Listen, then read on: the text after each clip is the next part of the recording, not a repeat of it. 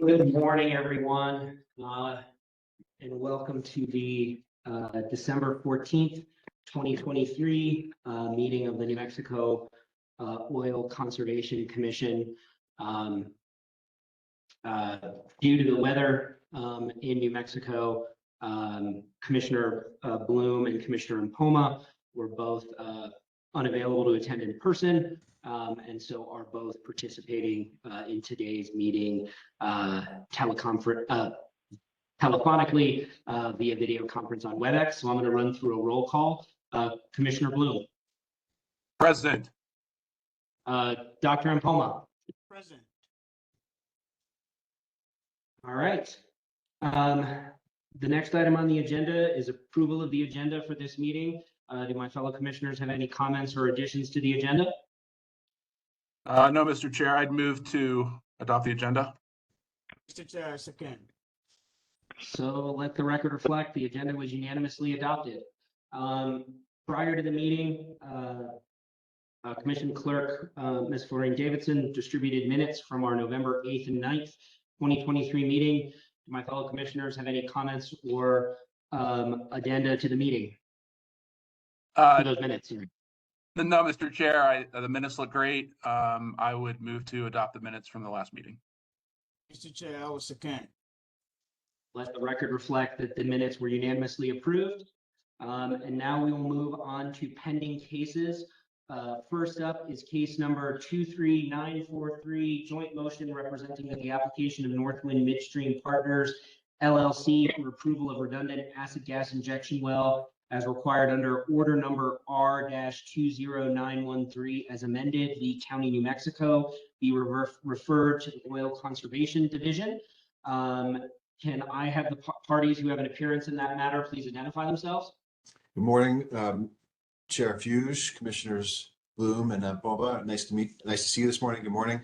Adam Rankin appearing on behalf of the applicant in this case in the movement, one of the movements, Northwind Midstream Partners LLC. And I am Jesse Tremaine for the Oil Conservation Division, Mr. Chair. Any other parties? Okay, Mr. Rankin, can you give the commission an overview of the motion and the request? Good morning, Mr. Chair. May it please the commission. Just in brief, we have filed or prepared to file a joint motion with the division seeking the remand of this second well that will serve as the primary well injecting into the Devonian to the division for administrative review and approval. I'll pass it off to Mr. Tremaine to outline the division's review on this because ultimately it's their position to take, but our understanding is that division is in agreement that it's appropriate and efficient for the division to undertake a review and approval of this second well administratively. With that, I'll pass it off to Mr. Tremaine to state the division's position. Okay, Mr. Chair, Commissioners, thank you. I agree with what Mr. Rankin reported. As we indicated at the last commission meeting, the parties were in agreement as to the remand for administrative approval. Mr. Rankin prepared a draft motion in order to that effect. We reviewed, and then during that process, we realized that we needed to add one aspect to that, which was not recorded at the last commission meeting, which is that the updated C-108 does change the volumetric limit. But so OCD undertook an additional review of that 108 and determined that the volumetric change was within the confines of the C-108 and the proposal that was previously approved by the commission. So we had a little hiccup in additional review process, but we've added language to the order and we have an agreement on the language. So we literally just have to put pen to paper, have a party sign and submit that motion and proposed order immediately after the hearing. Mr. Tremaine, I do just have a couple of questions for clarification. I mean, the practice of the commission has been to hear acid gas injection well applications, and my understanding is that was the division's preference uh, what's difference in this matter connection to this well? Is this more, should we thinking this is more broadly related to injection wells, or is this specific to the facts of this case? I think we have staff for OCD available if you have specific technical questions about the change, but the really there's two, as we reported last time, there is a small surface change, surface footprint, which I'm going to get the number of feet wrong, but from memory, I think is like 100 and some feet. So the surface location moved, and the parties are in agreement that there was not an impact to the area of review there. And then the original application provided for 8 million cubic feet per day over all of the wells. And the revised application provides for 12 million cubic feet per day over all of the wells. So based on what was submitted in the original application, OCD or the UIC group's determination was that that volumetric change was supported by the original application. And I don't know if there's anything Mr. Governor Michael would add or Mr. Guest online. Yeah, I'll defer to Mr. Guest. I need to get to that. Yeah.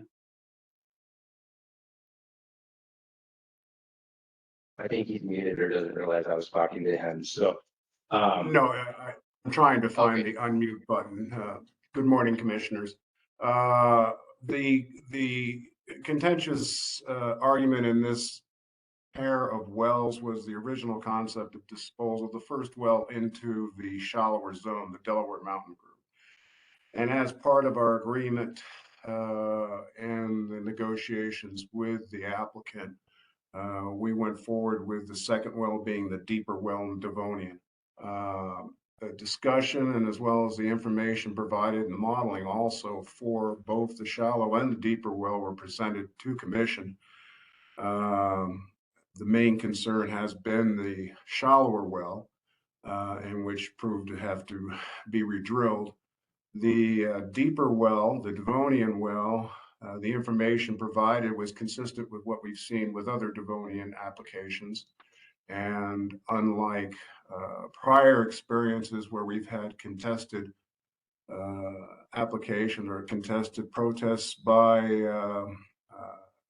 leasees in the area, we in this area did not have anybody bring forth an objection to the Devonian proposal. So at this point, in an effort to accommodate and make the ability for the Devonian well to be approved administratively seem practical, as well as the opportunity to modify it if there is a situation. But the construction is similar and the operation is consistent with what we've been seeing in other applications.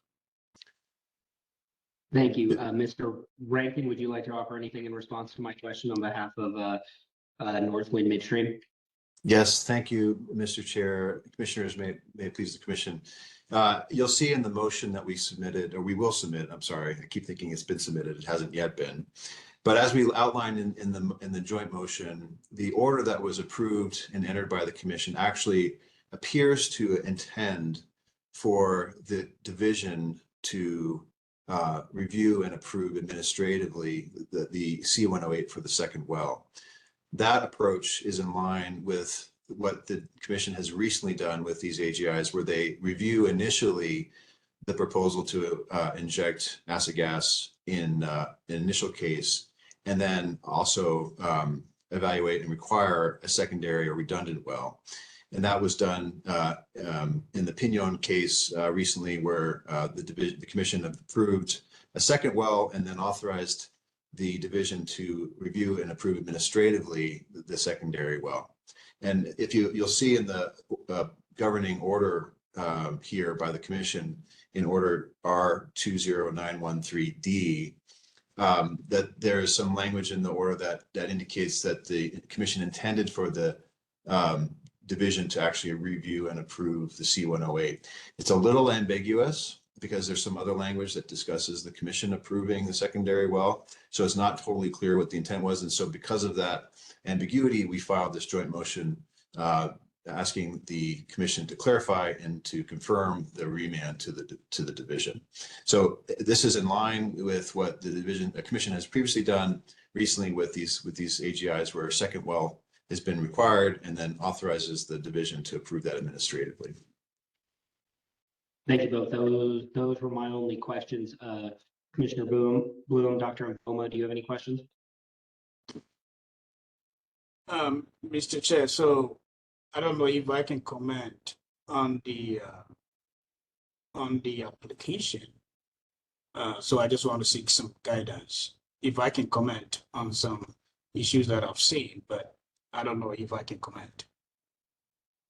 Dr. Mpoma, were you previously involved in any reviews of the application? I remember I had the case about the Salt Creek AGI number 1 well or something like that. Yeah, I think I had a little bit about that, but I don't fully remember.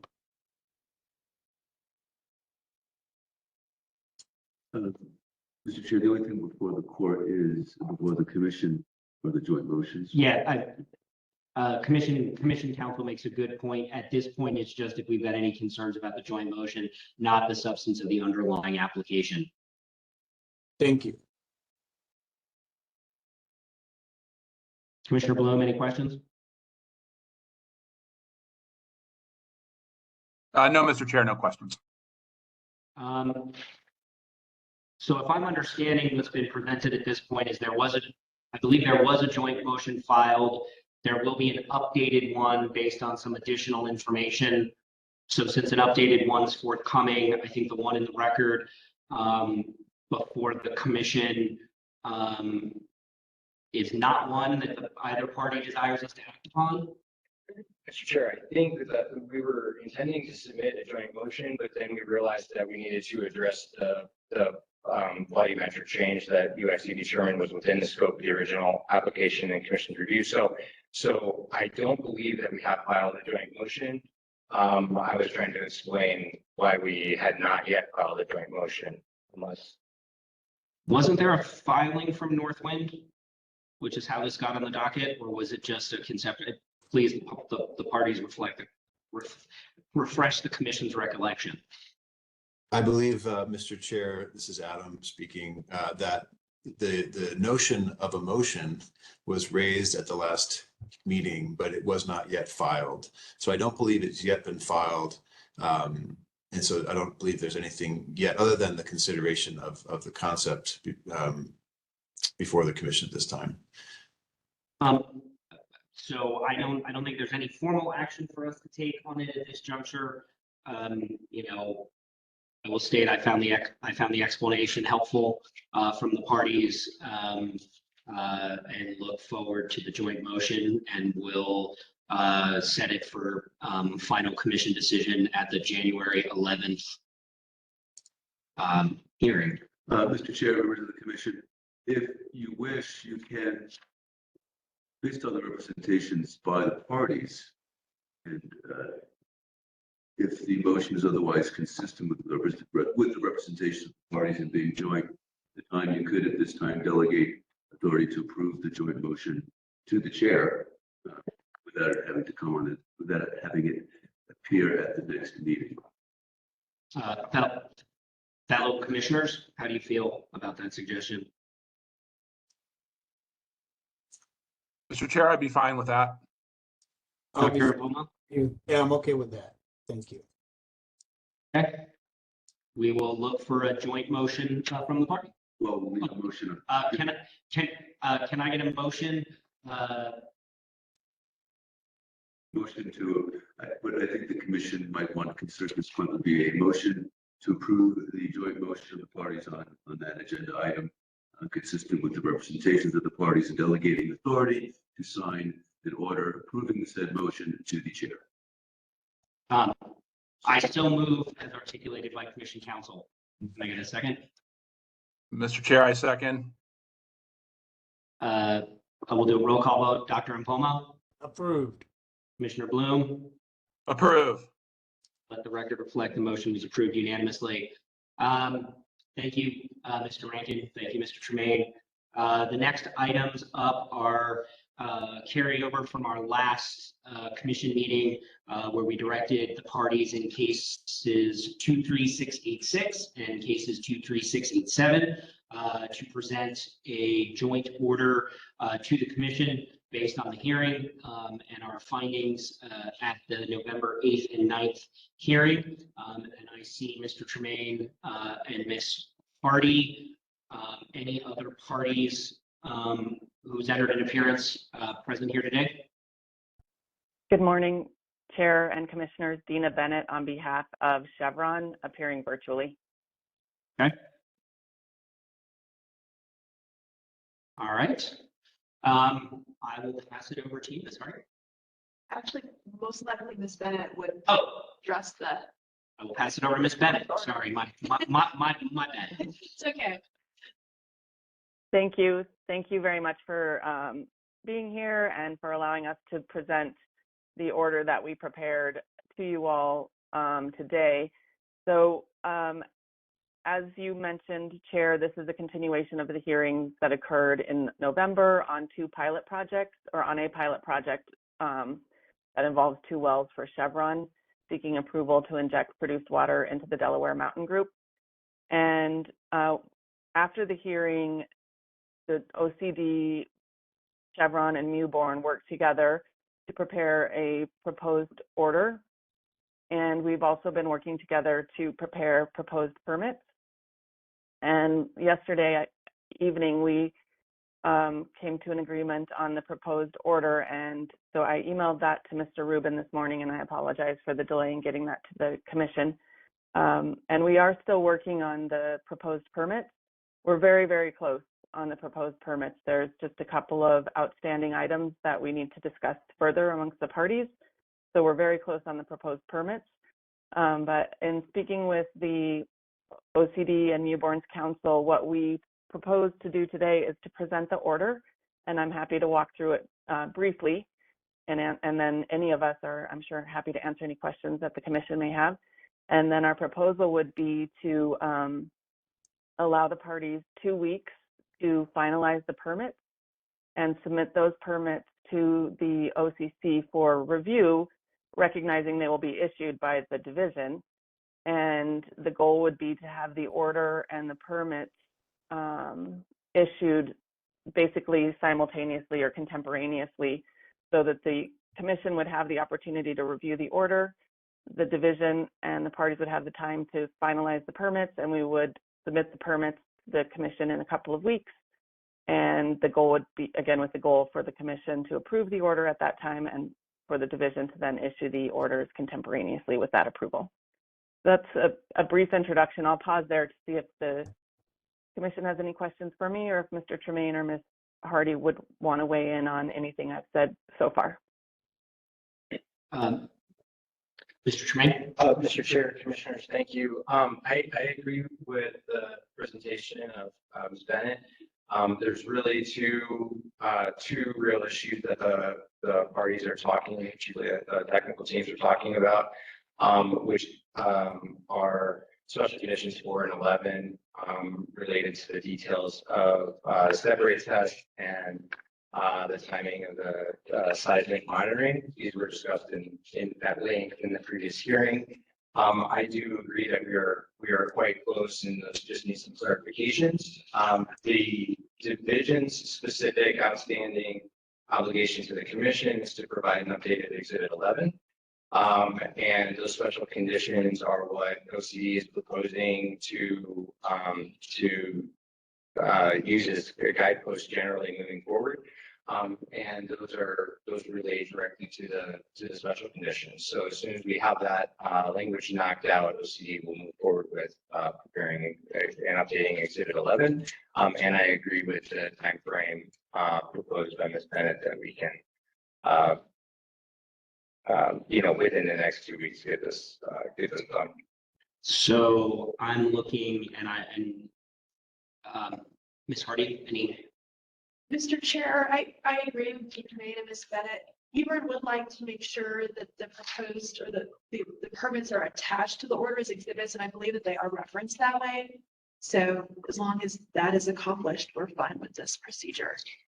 And I think that was going to be my question. I noticed in a quick skim of the order this morning that it does contemplate the permits, which will have the special conditions, which is the update to Exhibit 11, are contemplated to be attached by the order. Since the representations of the parties, it is that discussions related to those permits and the permit conditions are still ongoing. I do not believe we are in a position to act on the order at this meeting because the order is missing substantive discussion, substantive conditions that are still under discussion. So I would propose, I would move that we continue these matters to the January 11th, 2024 hearing date, which should work with the schedule represented by the parties. So that the commission can be presented with a full package and attachments. Can I get a second? I'll second, Mr. Commissioner, or Mr. Chair. I'll do a roll call. Dr. Mpoma? Mr. Chair, quick one. So I do not have a copy of the order though. We will make sure it gets distributed to you, and we'll make sure you get to see the permits and the orders in advance before the next hearing. Okay, then approve. Okay, Commissioner Bloom? Approve. Let the record reflect motion to continue these cases to the next hearing was unanimously approved. There are no more open items. No open cases on the agenda. I'm looking at Commission Counsel for a quick update of the pending litigation in the 10 COB state. Mr. Chair, members of the commission, the only thing currently pending is a motion to intervene by the Chamber of Commerce, the Mexico Chamber of Commerce. That will be heard next month. The OCC and the EAB have taken no position on it. Is there still briefing ongoing in the motion to dismiss? Yes, the briefing on the motion to dismiss, I will be reviewing a reply brief that will be prepared by the counsel for the Environment Department and NERD. And if there's any issues, I will contact the commission via email, preserving privilege, though actually probably do what we did in the past and simply join. Unless I feel like unless I see the concern that there is a conflict or the reason why the interests of the commission and the board depart from that of the departments. Thank you very much. Last item on the agenda is other business. I know I listed none, but I would be remiss if I didn't take the opportunity to acknowledge that this is Ms. Florine Davidson's last meeting as commission clerk. I want to thank her for her many years of service to the Oil Conservation Commission, to the Oil Conservation Division. You will be missed. And I want to say, for one, I very much appreciated having working with you, and I would like to acknowledge a very significant milestone here and have it reflected on the record. So thank you all.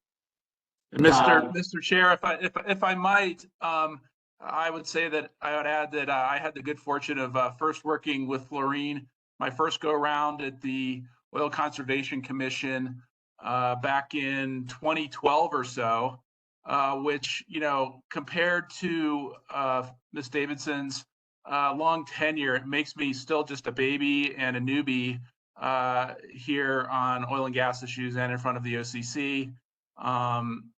Florine, thank you so much for your service. You've always just been so responsive, so helpful. It's greatly appreciated. And of course, we wish you all the best in whatever is next for you. Thank you. And with that, I adjourn. Our next meeting will be January 11th, 2024. I hope everyone has a good holiday season and Happy New Year. We'll see you in 2024. Thank you all. Thank you. Thank you. Bye.